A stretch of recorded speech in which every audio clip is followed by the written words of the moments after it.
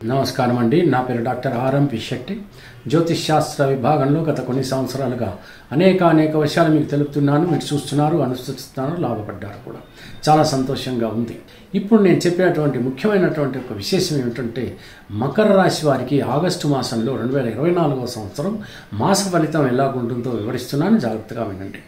ఈ యొక్క మాస ఫలితం వివరించే ముందు ఒక్క విషయం ఏమిటనంటే, మీ యొక్క జాతకాన్ని కూడా, మీ జన్మజాతకం ఏదైతే ఉంటుందో, మీ రాశి చక్రాన్ని కానీ, మీ లగ్నాధిపతి ఎవరో కానీ, ఆ తర్వాత మిత్రగ్రహాలు ఏమిటి, శత్రుగ్రహాలు ఏమిటి అని కానీ, లేకపోతే ఏ గ్రహ దశ నడుస్తుందో అది తెలుసుకుని, ఆ తర్వాత బాగా ఉందా బాగోలేదా, ఇంతకాలంగా కష్టాలు అనుభవిస్తున్నారా, సుఖాలు అనుభవిస్తున్నారా, ఇవన్నీ కూడా అర్థం చేసుకుని ఏ రకమైనటువంటి తప్పులు జరిగాయి, ఏ రకంగా వాటిని సరిదిద్దుకోవాలి అన్నటువంటి విషయం కూడా మీకు బోధపడితే ఈ యొక్క గోచారం అనేది మీకు ఖచ్చితంగా ఉపయోగపడుతుంది.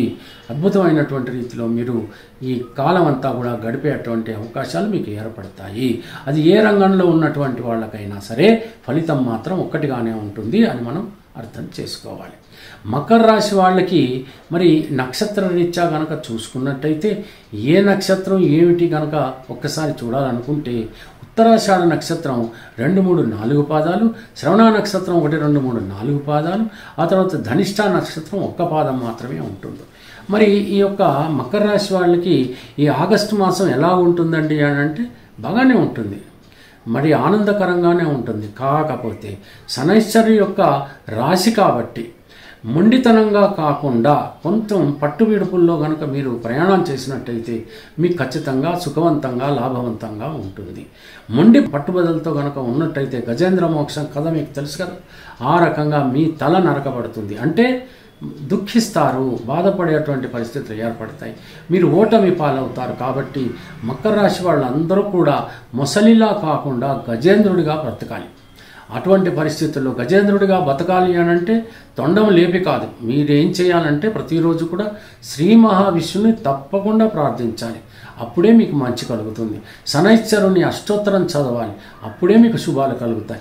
ఈ విధానాన్ని మీరు అర్థం చేసుకోవాలి. ప్రస్తుతం ఈ యొక్క కుంభరాశిలో ఉన్నటువంటి శనైశ్వరుడు వక్ర స్థితిలో ఉన్నాడు కాబట్టి ఈ మాసం అంతా కూడా మరి ఈ యొక్క మకర రాశిని కూడా ఆయన చూసుకుంటున్నాడు కాబట్టి అన్ని శుభాలే కలుగుతాయి.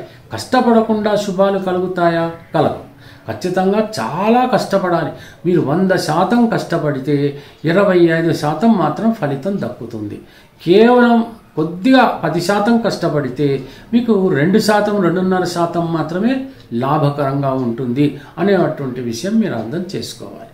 శనైశ్వరుడు అంత తేలికగా సునాయాసంగా ఏ ఫలితాన్ని ఇవ్వడని మీకు తెలుసు కదా. అంచేత మీరు 100% కష్టపడితే ఆ మాత్రం 25% మీకు ఫలితం లభిస్తుంది అనేటువంటి ముఖ్యమైనటువంటి ఆ మ్యాండేటర్ ప్రొవిజన్ని మీరు అర్థం చేసుకోవాలి. ఇక మరో విషయం, మరి శుభాలు కలుగుతాయంటే ఏం శుభాలు కలుగుతాయి? ఏదైనా వివాహం కానటువంటి వాళ్ళు మీరు ప్రయత్నాలు ప్రారంభిస్తే మీకు కావలసినటువంటి, మీరు కోరుకున్నటువంటి సంబంధం కుదురుతుంది. త్వరితగతిన వివాహాలు జరుగుతాయని మాత్రం చెప్పచ్చు. ఇక మరో విషయం, విదేశాలకి వెళ్ళాలి అని అనుకుంటారు, మీరు ప్రయత్నాలు ప్రారంభించండి, చాలా వరకు పోయేటువంటి అవకాశాలు ఉంటాయి. మీరు ఏదైనా ఇంతవరకు రుణాలు ఇచ్చుంటారు లేదా రుణాలు తీసుకుని ఉంటారు, అవి ఖచ్చితంగా మళ్ళీ మీకు తిరిగి వచ్చేటువంటి అవకాశాలు ఉన్నాయి. ఒకవేళ మీరు రుణాలు తీసుకుంటే మీరు అవి పూర్తి చేసుకునేటువంటి అవకాశాలు ఉంటాయి. ఈ రకంగా శుభకరంగా ఉంటుంది. మరి ఇంకొక విషయం, ప్రొఫెషన్ రంగంలో ఉన్నటువంటి వాళ్ళు ఉంటారు. ఎవరండి వీళ్ళు? లాయర్లు కానీ, డాక్టర్లు కానీ, లేకపోతే ఈ సైంటిస్ట్ కానీ, లేకపోతే చార్టెడ్ అకౌంటెంట్స్ కానీ, సాఫ్ట్వేర్ ఇంజనీర్స్ కానీ, వీళ్ళందరూ కూడా ప్రొఫెషన్ రంగంలో ఉన్నటువంటి వాళ్ళు కదా. వీళ్ళందరూ కూడా ధర్మబుద్ధిన ప్రవర్తిస్తేనే, ధర్మంగా సంపాదిస్తేనే వీళ్లకు గౌరవం దక్కుతుంది. లేకపోతే మాత్రం వీళ్ళు అధర్మ రీతిని కనుక ప్రవర్తిస్తే శనైశ్వరుడు వీళ్ళని వదిలిపెట్టాడు, పూర్తిగా శిక్షించి పెనాల్టీలు వేస్తాడు అని అర్థం చేసుకోవాలి. రాజకీయ రంగంలో ఉన్నటువంటి వాళ్ళు కూడా వీళ్ళ వాగ్దాటి చాలా గొప్పగా ఉంటుంది. ఈ మాసం అంతా కూడా మకర రాశి వాళ్ళకి ఎంతగా మాట్లాడతారంటే చాలా గొప్పగా మాట్లాడతారు.